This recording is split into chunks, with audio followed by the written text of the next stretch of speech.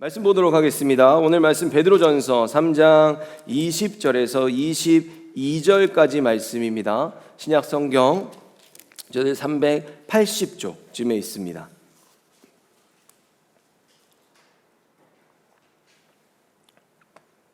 베드로전서 3장 20절에서 22절까지 말씀, 저들 말씀이 세 구절이어서요 한 목소리로 같이 읽도록 하겠습니다. 읽겠습니다. 시작. 그들은 전에 노아의 날 방주를 준비할 동안 하나님이 오래 참고 기다리실 때 복종하지 아니하던 자들이라. 방주에서 물로 말미암아 구원을 얻은 자가 몇 명뿐이니 겨우 8명이라. 물은 예수 그리스도께서 부활하심으로 말미암아 이제 너희를 구원하는 편이 곧 세례라. 이는 육체의 더러운 것을 제하여 버림이 아니요 하나님을 향한 선한 양심의 간군이라. 그는 하늘에 오르사 하나님 우편에 계시니 천사들과 권세들과 능력들이 그에게 복종하느니라. 아멘. 저희들 오늘 이 본문 가지고 참된 거듭남이란 제목으로 함께 말씀 나누겠습니다. 여러분, 구약 시대를 살던 이스라엘은요 하나님이 주신 그 율법을 통해서 그들의 죄를 깨닫는 시대를 살았습니다. 그래서 그들은 제사함을 받기 위해서 성전에 어린 양을 데리고 가 그들에게 안수해서 그들의 죄를 옮기고요 그 어린 양을 드리는 그 제물을 바치는 제사를 드렸습니다. 그러한 연유로 그때 구약 시대의 성도들은요 앞으로 오실 메시아 초림 예수님을 바라보는 신앙이었습니다. 그리고 지금의 시대를 사는 저희들은요 예수님께서 이미 이 땅에 오시지 않았습니까? 모든 것을 다 성취하셨습니다. 십자가에서 다 이루신 구원 그리고 또 부활의 기쁨을 저희들 모두 다 누리고 있습니다. 그리고 저희들은 그래서 이제는 다시 오실 예수님, 재림 예수님을 기다리는 신앙생활을 하고 있습니다. 그래서 이제는요 지금의 저희들은 이런 십자가를 지신 예수님을 누구나 나의 구세주로 믿게 되면 그 믿음을 가지고 근거하여서 우리는 그들에게 세례를 줍니다. 물론 가끔씩 보면요 군대에서 예수님도 잘 모르는데 이렇게 예전에 제 친구들 보면 초코파이 준다고 해가지고 가가지고 이렇게 세례를 받고 오는 친구들도 있더라고요. 근데 제가 그 친구들이 저한테 물을 때가 있어요. 신앙이 생기면 묻거든요. 야, 뭐 한 번 더 받아도 될까? 뭐 이런 걸 하는데 저희들이 아무리 주님을 모를 때 세례를 받았다고 하더라도요 다시 세례를 받을 필요는 없습니다. 그런데 제가 오늘 이 베드로전서의 말씀을 읽은 다음에 이렇게 세례에 대한 이야기를 나누는 건요 부활절과 세례가 아주 긴밀한 관계에 놓여 있기 때문입니다. 저희들은 우선 본문에 나오는 물에 대해서 한번 생각해 보기를 원합니다. 여러분, 저희들이요 세례를 받을 때 물을 사용하잖아요. 근데 각 종파마다 이 물을 사용하는 양이 조금씩 다릅니다. 신기하죠? 근데 천주교 같은 데서는요 물을 뿌려요. 이렇게 막 방울 같은 데 놓고서 이렇게 뿌리기도 하고 그러거든요. 그래서 뿌린다 그래서 천주교에서 세례를 줄 땐 살수례라고 합니다. 또 침례교회에서는요 온 몸을 물에 담가야 되고 이 꼭 정수리까지 물에 꼭 들어갔다가 나와야 된다 그래서 전체를 담근다 그래서 침수례라고 합니다. 완전히 잠긴다는 뜻이죠. 그리고 저희 장로교에서는요 일정량을 이렇게 손에 가지고 머리에 얹음으로써 세례를 줘서 저희들은 그것을 관수례라고 부릅니다. 그런데 이것은 방식의 차이일 뿐이지 물론 천주교는 그 의미도 많이 다릅니다. 그러나 이 개신교 안에서는 이 세례가 갖는 의미는 동일합니다. 그러므로 이 세례의 방식이 조금 다른다 그래서 야, 너 세례를 안 받았다, 그거 세례 받은 거 아니다, 뭐 이렇게 세례의 유무를 따지는 것은 사실 굉장히 부질 없는 일입니다. 왜냐하면 여러분 우리가 세례를 받는 거 정말로 중요합니다. 그런데 그럼에도 불구하고요 우리들에게 더 중요한 건요 어떤 물의 양에 따라서 달라지는 방식이 아니라 우리의 마음에 받는 성령 세례이기 때문입니다. 그렇다면 오늘 본문에선 무엇을 알려주는가 하면요, 바로 이 세례 때 사용하는 그 물의 의미에 대해서 굉장히 자세하게 알려주고 있어요. 지금 베드로 사도는 그 물이요, 예수 그리스도의 부활하심으로 말미암아 너희를 구원하는 표니라고 말하고 있어요. 근데 이 물의 근거를 어디서 가져오고 있냐면요, 20절에 언급하기를 노아의 날 물로 심판하셨던 그때의 물과 의미상 같은 것이다 라고 지금 말하고 있습니다. 여러분, 노아의 방주에 몇 명이 탔습니까? 노아와 그의 아내, 세 아들과 세 며느리들 8명이 탔거든요. 그래서 언제나 우리가요, 심판을 생각할 때 그거는 물로 하나님께서 이 세상을 심판하신 거잖아요. 그러나 언제나 심판과 구원은 동시에 한 자리에서 일어나는 겁니다. 예를 들어서 우리가 재판장에서 두 사람이 서로 내가 옳다며 죄의 유무를 따질 때 한 명이 유죄로 판결되면 다른 사람은 무죄가 되는 거잖아요. 그렇기 때문에 구원과 심판은 같이 일어나는 게 당연한 이치인데요, 지금 이 노아의 방주를 보면서 지금 베드로 사도는 그것을 말하는 것입니다. 그 안에 탔던 노아와 그의 가족들에게는 그것은 구원의 방주였다는 거예요. 근데 반대로 방주에 타지 못한 다른 사람들을 보면 그들에게는 너무나도 두려운 심판이었습니다. 그래서 베드로는 지금 이 측면들을 언급하고 있어요. 첫째로 세례는 우리가 본래는 노아의 홍수 때 죽어 마땅했던, 그렇게 내가 내 인생의 왕이 되어 세상에 속해 살아갔던 그 죄인들과 사실은 우리가 다를 게 없었다는 거죠. 그런데 우리가 원래 심판을 받았어야 되는데 예수께서 우리 모두의 죄를 지고 십자가에서 대신 죽어주셨잖아요. 그러니까 이제 그 예수님을 믿는 모든 사람들은 내가 죽진 않았지만 예수님을 믿음으로써 하나님 앞에서 죄가 없다라는 인정을 받는 것입니다. 그래서 지금 베드로 사도는 그 얘기를 하는 거예요. 이 물로 세례를 받는다는 게 어떤 의미인가 하면, 예수님을 믿고 십자가에서 나의 옛사람이 주님과 함께 죽는 것을 뜻하고요, 동시에 죄로 인해서 물에 잠겨 죽는 것까지만 생각하면 안 된다. 그건 반쪽짜리 신앙이다. 여기서 우리가 더 중요하게 생각해야 될 것이 있는데, 그것이 뭐냐면 이제 나의 옛사람, 죄된 옛사람은 죽었고 다시 태어난 자녀로서 부활의 신앙을 갖고 새로운 삶을 다시 시작하게 되는 것, 이것이 너무나도 중요하다는 것입니다.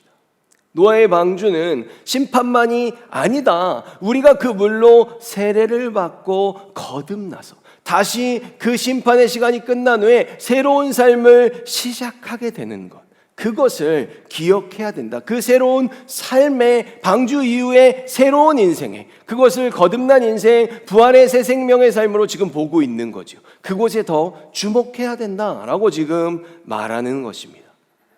정리해 보면요, 세례를 받을 때 물을 사용하는 건 저희는 15세가 되면 중2입니다. 세례와 입교를 인정하거든요. 저희도 오늘 우찬이가 받는 거잖아요. 세례를 받고 또 유아 세례를 받은 친구들은 커서 입교를 하게 되는데, 이때 가장 중요한 게 무엇인가 하면요, 나는 노아의 방주 때 죄인들이 물로 심판을 받은 것처럼 원래는 죽어 마땅한 심판의 대상이었다. 나는 죄인이다. 그런데 이제 예수님께서 나를 구원하셨음을 믿음으로 방주에서 생명을 건져서 새로운 삶을 시작할 수 있었던 노아와 그의 가족들처럼 우리가 주 안에서 새롭게 하나님의 사람으로 다시 태어났음을 깨달아야 한다는 겁니다.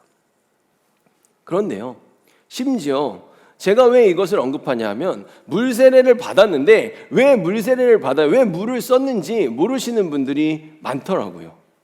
그리고 제가 미국에서 봤는데 심지어는 목회자들도 물로 왜 주는지 모르는 경우가 있어요. 그러니까 가르쳐주질 않으니까 이게 그 세례 받는 날이요, 굉장히 예쁘게 꾸미고 오잖아요. 애들 끝나고 사진도 찍어야 되는데 그렇게 꼭 물어보는 사람들이 있어요.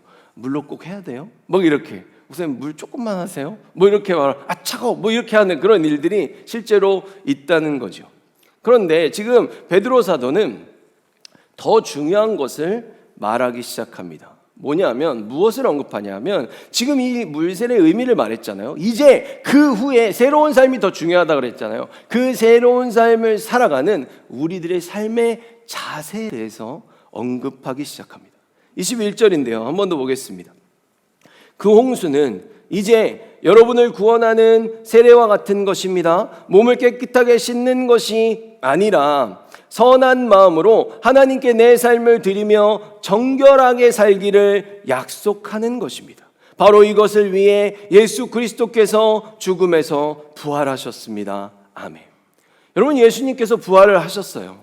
근데 지금 무슨 얘기를 하는 거예요? 그것은 우리의 죄만 씻어내는 수준이 아니라 우리를 거듭나게 하시고 우리의 삶을 하나님께 드리며 이제 정직하게 앞으로 계속해서 살아갈 수 있도록 그런 길을 여셨다는 것입니다. 그러면서 지금 무슨 마음으로 살아가야 한다고 말하고 있습니까? 굉장히 중요합니다. 선한 마음입니다. 선한 양심이라고 말하기도 하는데요. 그래서 우리가 세례를 받고 또 입교를 하는 건요, 이제부터는 바로 이런 삶, 선한 마음만 갖고 살아가는 삶을 살겠다는 하나님과의 약속이라는 거예요. 여러분, 성경에서는 이것을 언약을 맺는다라고 말합니다. 그런데 여기까지 세례의 의미는 알겠는데 그러면 저희들에겐 또 하나의 문제가 생기게 됩니다. 그것이 무엇인가 하면요, 로마서 3장 9절에서 12절 말씀을 보면 유대인이나 이방인이나 이것은 하나님의 백성과 나머지 모두를 말하는 것이기 때문에 인류 전체를 말하는 거예요. 모두가 죄 아래 있습니다. 성경에 이렇게 기록되어 있습니다. 의인은 한 사람도 없다. 깨닫는 사람도 없고 하나님을 찾는 사람도 없다. 모두가 곁길로 나가 하나같이 쓸모없게 되었다. 선한 일을 행하는 사람은 단 한 사람도 없다. 아멘. 문제는 이제부터 선한 마음을 갖고 살아가기로 하나님과 약속을 했다고 하는데요, 그 이전에 죄된 인생을 살던 우리들에게는 선한 마음이 없다는 겁니다. 그게 문제라는 거예요. 거듭난 자로서 앞으로 분명히 선한 양심, 선한 마음을 갖고 살아가야 되는데 우리가 근본적으로 악해서 하나님께서 원하시는 선한 양심을 가질 수 없다는 거죠. 그럼 여러분, 우리가 이제 어떻게 해야 되는 것입니까? 히브리서 9장 13절과 14절의 말씀을 보면요, 염소와 황소의 피와 및 암송아지의 죄를 부정한 자에게 뿌려 그 육체를 정결하게 하여 거룩하게 하거든 하물며 영원하신 성령으로 말미암아 흠없는 자기를 하나님께 드린 그리스도의 피가 어찌 너희 양심을 죽은 행실에서 깨끗하게 하고 살아계신 하나님을 섬기게 하지 못하겠느냐. 히브리서 기자는 성령의 이 역사를 확정짓습니다. 13장 18절을 보면요, 우리를 위해 기도해 주십시오. 우리는 모든 일을 선하게 하려고 함으로. 이 거듭난 자의 삶의 자세를 여기서도 말하고 있죠. 베드로가 말했던 겁니다. 우리가 선한 양심을 갖고 있다는 것을 확신합니다. 아멘. 무엇입니까? 구약 시대를 살던 이스라엘 백성들, 초림 예수님을 바라보던 그 신앙을 가졌던 사람들은요, 실제로 선한 양심을 갖고 싶어도 가질 수 없었다는 거예요. 근데 지금의 저희들은 어떻게 한 거예요? 예수님께서 구원과 부활의 역사를 다 성취하셨잖아요. 그래서 성령님을 통해 우리에게 이것이 가능해졌다는 겁니다. 우리의 마음을 씻어낸다는 거예요. 우리가 말씀을 듣고 말씀으로 살아내기 위해 성령께 의지할 때 성령께서 도우시면 우리는 예전 이스라엘처럼 무조건 육성에 지는 게 아니라 나의 육성을 성령의 역사로 이겨서 하나님의 말씀을 살아낼 수 있는, 그 실제로 선한 인생으로 나아갈 수 있는, 선한 마음을 아예 가질 수 있는 그런 상황이 우리에겐 그 축복이 허락되었다는 것입니다. 이처럼 예수님께서 모두의 구원을 위해 죽으셨고 또 부활하셨죠. 근데 이제 주님을 믿는 모든 자들에게 성령을 주셨습니다. 그래서 저희들은 선한 양심을 가지고 새로운 삶을 살아갈 수 있게 된 것입니다. 그래서 저희들이요, 이 부활절을 맞이했다 그랬을 때 그냥 마냥 기분을 좋게 하는 것이 아니라 바로 이런 참된 거듭남, 예수님께서 십자가에서 내 피만 씻으신 게 아니다. 지금 내 죄만, 그 피로 내 죄만 씻으신 게 아니다. 지금 베드로가 그 얘기를 하는 거예요. 너희들의 죄사함만 받는 게 아니야. 그거는 구약시대의 제사와 다를 게 없어. 우리가 그들보다 한 발짝 더 나아가야 되는 건 이제는 성령으로 우리들 자체를 바꾸실 거니까 너희들이 선한 그 마음을 갖고 살아가야 돼. 그것이 부활의 특권이야 라고 지금 우리에게 말하고 있다는 것입니다. 그것이 우리들에게 세례가 갖는 의미라는 거예요. 그래서 세례와 부활은 아주 밀접한 연관을 가지고 있는 것입니다. 그래서 여러분, 세례를 받는다는 건요, 일종의 증표와도 같습니다.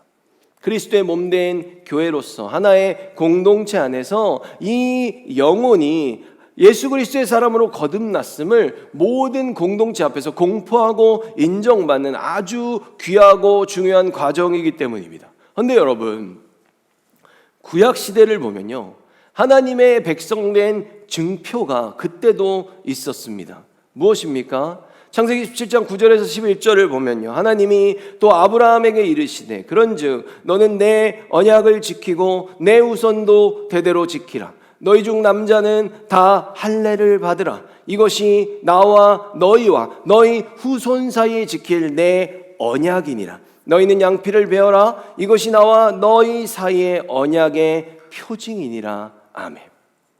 여러분, 지금의 이 말씀은 하나님께서 아브라함과 언약을 맺으시는 장면입니다. 그런데 지금의 세례가 예수 그리스도를 믿는 저희들에게 하늘 백성들의 표징이듯이 이때는 할례가 언약의 표징이라고 말씀하고 계세요.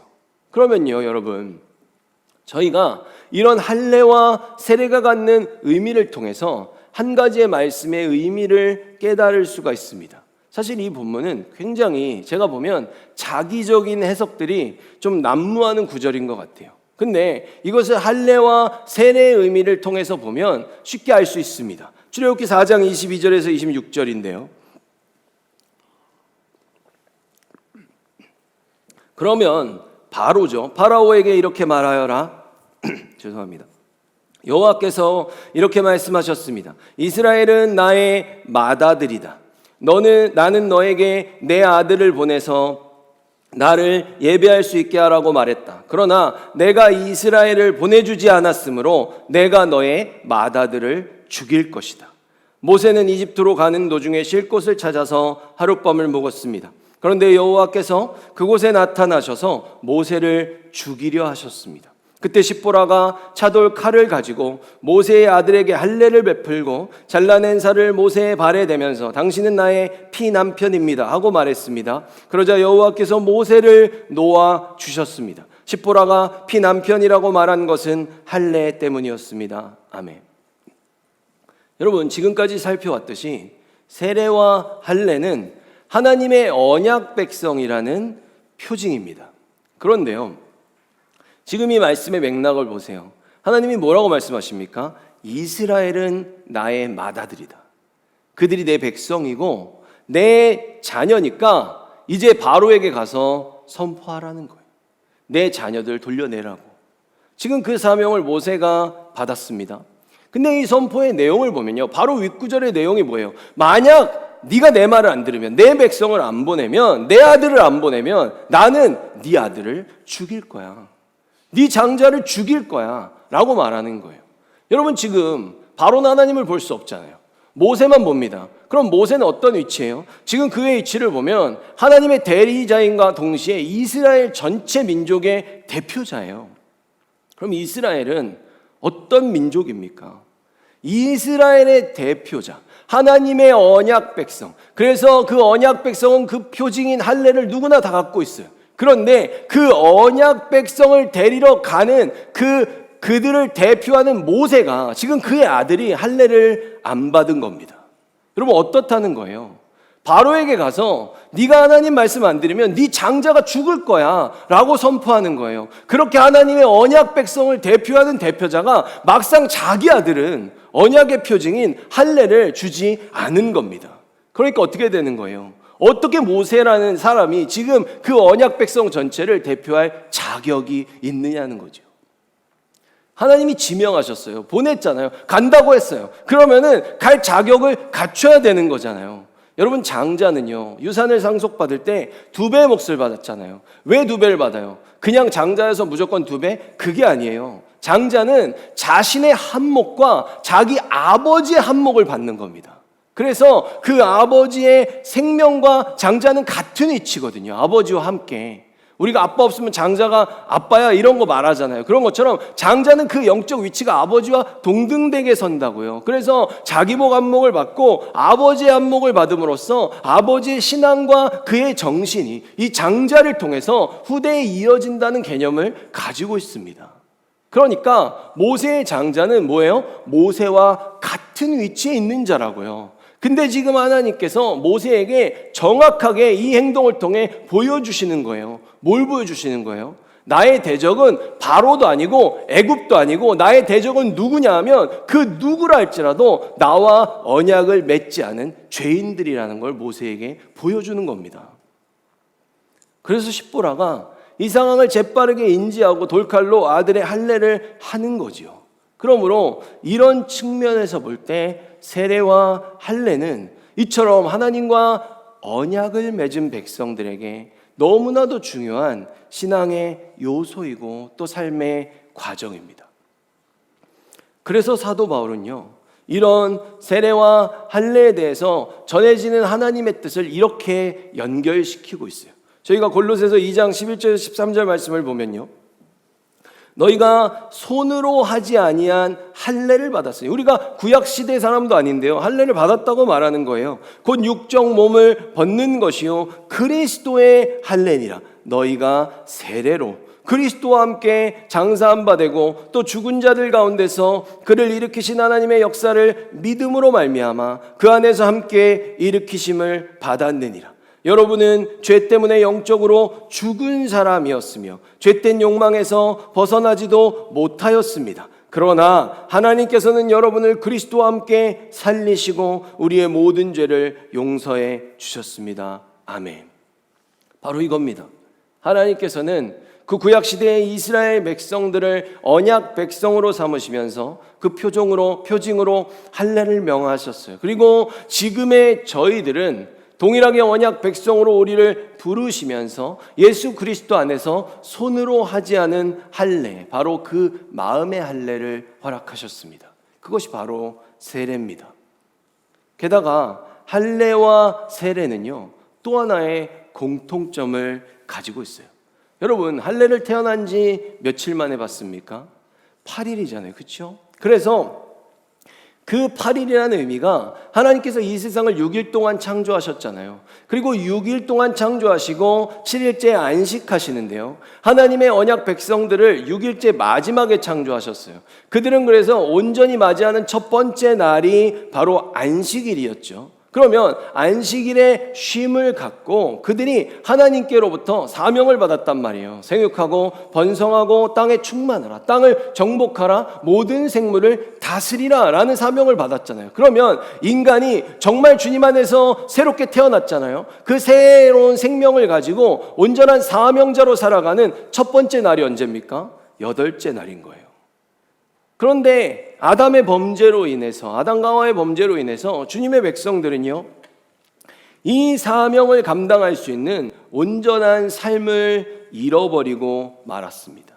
죄를 지었기 때문에 그 세상의 6일이라는 우리의 인생을 죄로 물들이는 바람에 우리는 주님 안에 참된 안식으로 넘어가지 못하게 된 거예요. 우리는 이 6일에 갇혔다는 거죠. 죄의 인생에 갇힌 거예요. 근데 하나님께서는 그런 하나님의 백성들을 버리지 않으시고 다시 불러주셨습니다. 그리고 온전한 삶을 허락하시는 것이죠. 어떻게 하는 거예요? 바로 이 6일째의 마지막 날에 우리들이 6일 안에 갇혀있는 인류의 모든 죄를 지고 예수님께서 성금요일에 죽으심으로써 우리들 모두가 그 예수 그리스도를 믿으면 바로 그 다음 날인 안식일로 넘어갈 수 있는 것이고, 그 참된 안식을 다시 회복한 후에 우리는 하늘 백성의 삶을 8일째부터 다시 살 수 있게 되는 것입니다. 8일째 그래서 할례를 명하신 것이죠. 이 온전한 하늘 백성의 삶을 이 8일째부터 살아간다는 것을 알려주시는 거거든요. 그래서 마태복음 28장 1절에서 6절을 보면 안식일이 다 지나고 안식 후 첫날이 되려는 새벽에 막달라 마리아와 다른 마리아가 무덤을 보려고 갔더니 큰 지진이 나며 주의 천사가 하늘로부터 내려와 돌을 굴려내고 그 위에 앉았는데 그 형상이 번개 같고 그 옷은 눈같이 희건을 지키던 자들이 그를 무서워하여 떨며 죽은 사람과 같이 되었더라. 천사가 여자들에게 말하여 이르되 너희는 무서워하지 말라. 십자가에 못 박히신 예수를 너희가 찾는 줄을 내가 아노라. 그가 여기 계시지 않고 그가 말씀하시던 대로 살아나셨느니라. 아멘. 부활이 이루어졌습니다. 근데 지금 처음에 이 시간대를 뭐라고 말하고 있어요? 안식 후 첫날이라고 말하고 있잖아요.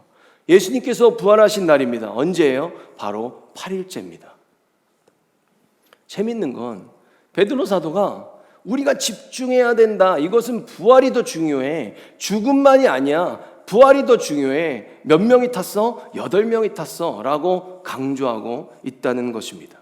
할례를 받은 날임과 동시에 예수님께서 부활하신 날이고요. 방주에서 살아난 사람들의 명수와도 동일합니다. 하늘의 백성으로서 우리가 하나님과 언약을 맺은 자들이 새로운 인생을 시작하며 살아가는 날입니다. 정리하겠습니다. 여러분, 저희들 모두는 본성이 약한 죄인으로 태어났습니다. 하지만 주님께서는요, 우리들 중 어느 누구 하나 땅에 떨어뜨리지 않으셨습니다. 주님께서는 우리를 불러주셨고요, 우리를 위해 이미 십자가를 지셨습니다. 그래서 이제는 누구든지 주의 이름을 믿는 자는 구원에 이르게 됩니다. 또한 그뿐만이 아니라 이제 부활의 선한 양심을 가지고 부활의 새로운 삶을, 거듭난 인생을 살아갈 수 있도록 심령 가운데 성령을 허락하셔서 성령께서 우리에게 선한 마음을 주시고 계십니다.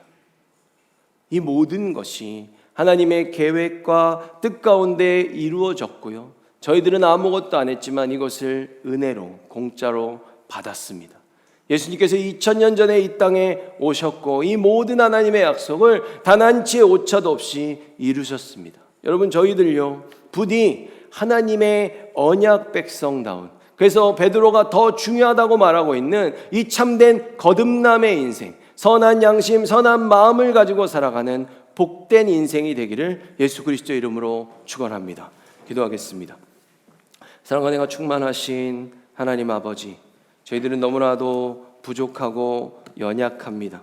저희들은 아무것도 할 수 없는 존재들이며 오직 주님께서 우리를 불러주시고 우리의 죄를 사하시고 성령께서 우리의 모든 심령의 마음을 선한 양심으로, 선한 마음으로 주장하여 주시지 않는다면 저희들은 자격이 없는 자들입니다. 그러나 주님, 이제는 우리에게 새로운 생명을 허락하시고 참된 거듭남을 주셔서 주님께 영광 돌리며 살아갈 수 있는 놀라운 하늘 자녀의 그 자리를 회복시켜 주심에 감사를 드립니다. 더 이상 주저하지 않게 하시고 우리들의 삶에 연약함이 드러나고 부족한 것들이 드러나면 그것들을 바로 고쳐냄으로써, 돌이켜 살아냄으로써 하나님의 일을, 말씀을 선포하며 살아가는 우리들에게 참된 자격이, 온전한 자격자로서 갖춰져 있는 그런 자부심의 인생으로 나아가는 저희들 되게 하여 주시옵소서. 저희들 오늘 또 성찬 예식도 갖고 이제 아버지 입교식도 있으며 또 이 공동체가 다시금 예수 그리스도의 부활을 기뻐하는 감사 찬양제도 있습니다. 이 모든 이후의 시간 가운데 주님 함께 하셔서 우리가 즐거워하고 끝내는 것이 아니라 주님의 그 부활의 새로운 생명과 성령을 통해 우리에게 선한 마음을 주시는데 더욱더 집중하여 이후의 인생 더욱더 주님께 영광 돌릴 수 있도록 붙들어 주시옵소서. 예수 그리스도의 이름으로 기도드립니다. 아멘.